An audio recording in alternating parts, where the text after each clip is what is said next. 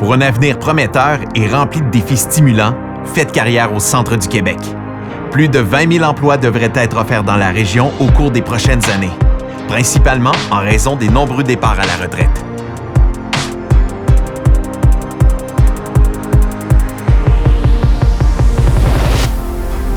Voici le métier d'électromécanicien et électromécanicienne. Près de 120 professions présentent d'excellentes possibilités d'embauche au sein des entreprises du territoire. Parmi celles-ci, le poste d'électromécanicien et électromécanicienne. Le tissu économique du centre du Québec se compose notamment d'entreprises manufacturières qui se doivent d'automatiser leur processus de fabrication.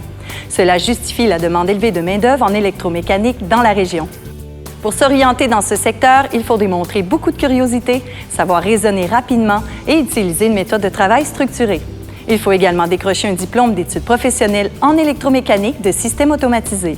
Un échange avec messieurs Éric Martineau, électromécanicien, Georges Villaréal, technicien en automatisation, et Pierre Riendeau, président de l'entreprise Controlling Co, nous permettra de mieux comprendre ce métier.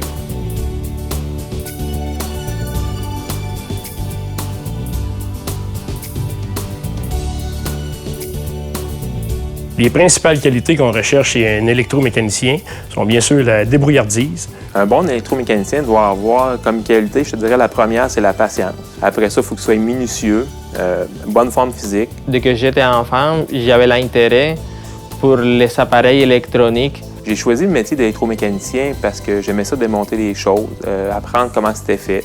Les principales exigences demandées pour nos futurs employés en électromécanique sont au niveau formation, un DEP. Après une semaine d'avoir fini ma formation, j'étais engagé par Controlling Co. Un électromécanicien, qu'est-ce que ça fait concrètement de ses journées? Il peut faire du montage de panneaux.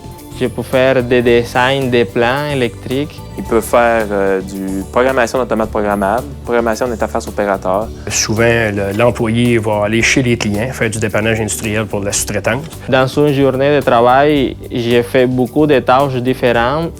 Notre entreprise offre des possibilités d'avancement, bien sûr. Ce que j'aime le plus dans mon travail, c'est la variété. On a de très belles conditions de travail. On touche à plusieurs domaines, soit le domaine agricole, industriel, alimentaire. C'est jamais pareil, c'est pas routinier. Pour devenir électromécanicien et électromécanicienne, vous devez obtenir un diplôme d'études professionnelles en électromécanique de systèmes automatisés. La durée de la formation est de 1800 heures. Le salaire moyen est d'environ 47 000 $. On compte 300 électromécaniciens et électromécaniciennes dans la région. Pour plus d'informations, contactez l'établissement d'enseignement offrant la formation.